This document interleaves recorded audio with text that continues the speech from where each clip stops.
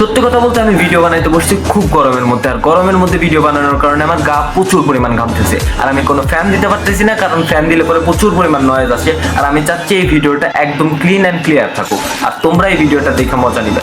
তোমার এই কষ্টের জন্য আশা করতেছি তোমরা আমার চ্যানেলটিকে সাবস্ক্রাইব করবে, পাশে থাকা বেল আইকন প্রেস করে অল অপশনে দাবিয়ে দিবে এবং আমার পাশে থাকবে, আমাকে সাপোর্ট করবে।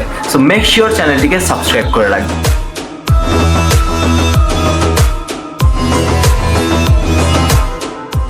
বাংলাদেশের মেয়েদের আমার একদমই পছন্দ না। কি করছ তুই? আমি বাংলাদেশের মেয়েদের একদমই পছন্দ করি না। I look like foreign and I like foreign girls. আহারে কি কম। সত্যি কথা বলতে তোমাকে আসলে ফরেনারের মতন লাগে, আর তোমাকে যে কোন ফরেনারের মতন লাগে চলো তোমাকে দেখাই। একমাত্র সেই ফরেনারকে পাওয়া যায় অ্যামাজনের জঙ্গলে। চলো দেখে আসি।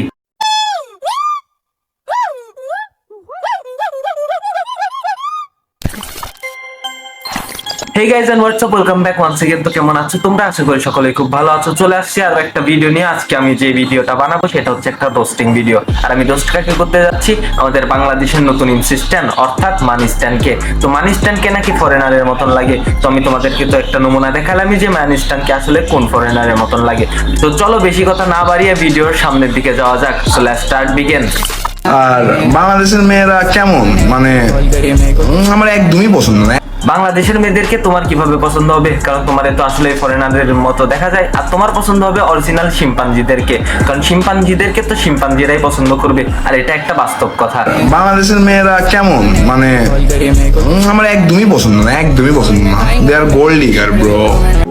কে রে তুই? আসলেই বাংলাদেশি মেয়েদের মধ্যে সবাই গোল্ডিগার, যে কয়টা পাবা সবাই গোল্ডিগার। মেয়েরা আসলেই গোল্ডিগার হয়। তুমি কিন্তু কথাটা একদম সত্যি কথা বলেছো। কি সাক্ষ্য প্রমাণ আছে তোমার কাছে?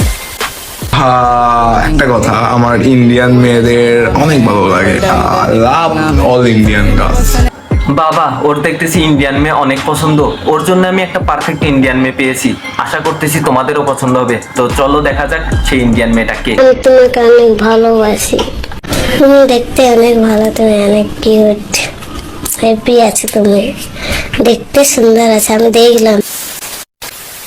আম্মু আমায় বলে, মানি তুমি এমন কেন?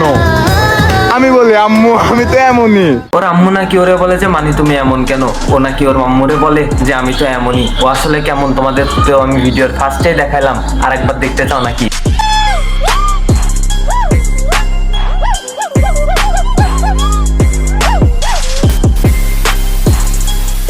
আমি কেমন? আমি এমন, আমি এমন। এটা না বুঝলে চলবে। This is money. এখন তো দেখতেছি শিম্পাঞ্জি একা নেই, শিম্পাঞ্জির পিছনে আরো একজন আছে, যাকে দেখে মনে হচ্ছে যে অস্ট্রেলিয়ান গুরু। অস্ট্রেলিয়ান গুরুরে কেমন লাগতেছে অবশ্যই বলবে।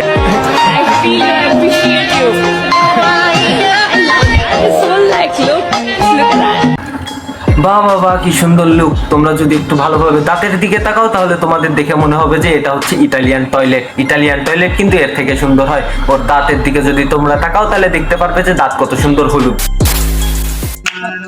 মায়াবিনী হরিণী নয়ন কারে, মায়াবিনী হরিণী নয়ন কারে, ইদানি কি জাদু দিয়া ঘায়েল করেছে, ইদানি কি জাদু দিয়া ঘায়েল করেছে। আমি বুঝতে পারতেছি না ও এরকম করতেছে কেন। এরকম তো করে বাজারে যেসব হিজড়ারা থাকে না, ওইসব হিজড়ারা। ও কি হিজড়া নাকি মানুষ আমি এটাই বুঝতেছি না। হিজড়ারাও তো মানুষের মধ্যে পড়ে, কিন্তু ও একটু আপডেট লেভেলের। এই জন্য আমার সন্দেহ হচ্ছে যে হিজড়া হওয়ার সত্ত্বেও কি মানুষের মধ্যে পড়ে নাকি।